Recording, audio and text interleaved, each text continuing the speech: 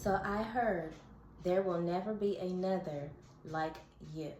My Flying Divine Collective, I don't know who you are or what you do to these folks or this person, but whatever you've done, however you've done it, even if things seem like they did not turn out so good for you and these people, I mean, right now that's looking like tables have turned. You got a lot of people seeing you in a different lens and a lot of people lusting and wanting to be a part of your world. They want some type of piece of you. And my name's Dominica, divinely God's favorite light worker, the golden healer, the messenger, and your down-to-earth high priestess. My Fine Divine Collective, right now, you have so many people wanting some type of piece of you. You have exes, you have strangers, you have old friends, you have family members that you have cut off, you have people that just watch you from afar, wanting to get to know more, wanting to get close to you, wanting a piece of you, wanting to figure you out, wanting to get even, wanting answers. Right now, you have so many people curious about what you got going on. Maybe you become secretive of all your business. You don't allow people to know anything. You don't let people in as much as you did before. It's like right now you are exuding a new essence about you that people are actually blinded by,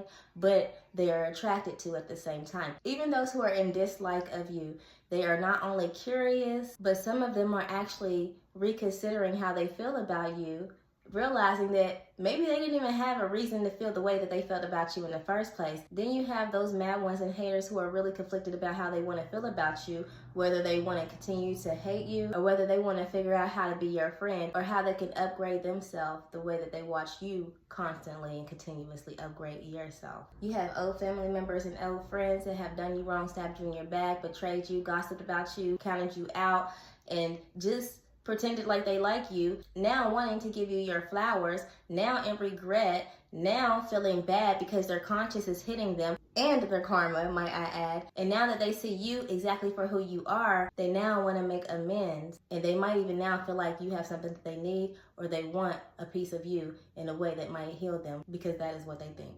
Then you have those ex-lovers, those ones who thought they were too clean for you and did you dirtier than laundry. Those ones who actually thought that you were beneath them and they could play games with you, they can manipulate you, they can actually do whatever they wanted to do, make you feel however type of ways that they wanted to make you feel, regardless of if you put your foot down or not. The bad energy that had resulted from whatever had happened in y'all's past has now turned around into them wanting to actually change for the better for you. Yes, you have exes who you probably thought it was impossible to reconcile with, who you probably thought hated you, or even maybe you possibly could have had some type of bad energy or bad blood towards this specific ex or exes. But because of who you are, you're not even thinking about it or worried about it, so you kind of let it go. You really have shifted the energy. Ever since you have shifted the energy and you have let go of all those people that were once in your energy, they now cannot feel your energy, and now they are longing for your energy. I must say so myself, it's giving you once upon a time were in the lowest energy that these people just felt like you weren't worth it, but then possibly you have made some type of turnaround, you have transformed, you have elevated, you have overcome and risen above a lot of these people that once counted you out. And now they want to count you in, or now they want you to count them in. I mean, God really must have had you hidden in plain sight. God must have really had you hidden amongst all of these folks who thought that you were nothing and thought that they could just triumph over you in every type of way and that you were just the least of the least, not knowing that when God was bringing you out of that hiding place, that you would then turn into the most of the most. That's why you are always supposed to be mindful of how you entertain people and who you entertain, because you never know who you're entertaining. You don't want to treat anybody just any type of way, especially for no reason if they did nothing to you, because you never know exactly who they are. In my Fine Divine Collective, you could have done some things wrong. You could have actually seemed unfamiliar. You may have been the black sheep. You may have been the oddball.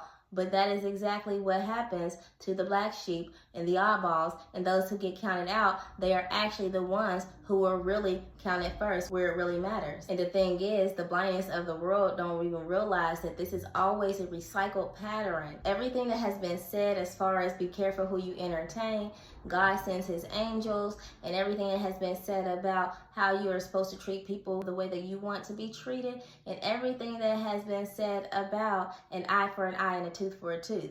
This is nothing new. It's just that these people are so blinded and so negative that they don't practice what they preach, or they feel like it only applies to them and nobody else matters. But when they were giving you that blackball treatment, that outcast treatment, that you don't belong type of treatment, they didn't realize that they were actually kicking themselves out of what they would later want to be a part of. And my guess is maybe you grew up not knowing much. Maybe you didn't know how to act. Maybe you didn't know how to treat people. Maybe you didn't know the ways of the world and how you are supposed to do things morally as far as how your community expects you to do things. Maybe you did seem like a rebel or a menace to these people. And maybe you were, but you could not have been the type of person that held the type of hate and malice and the type of neglect and rejectful ways of being like these other people.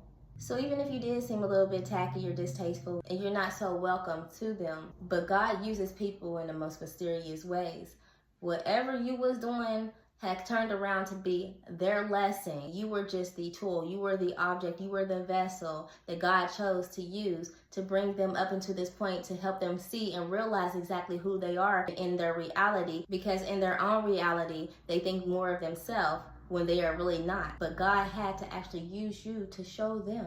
And even when you were doing your dirt and when you weren't so admirable and when you weren't so attractive to those who were actually rejecting you, you were also in the process of learning big lessons through your downfalls and through your own mistakes. The difference is God orchestrated it for you to actually be the chosen one who gives the lesson to everybody else as he gives the lesson to you. If that's not some ordained stuff, I don't know what to tell you, because if you actually think about it, you got schooled by the master, and the master sent you to be the teacher to the world. That sounds like VIP to me. So no wonder why everybody is now trying to get to you. And this is just for confirmational purposes only.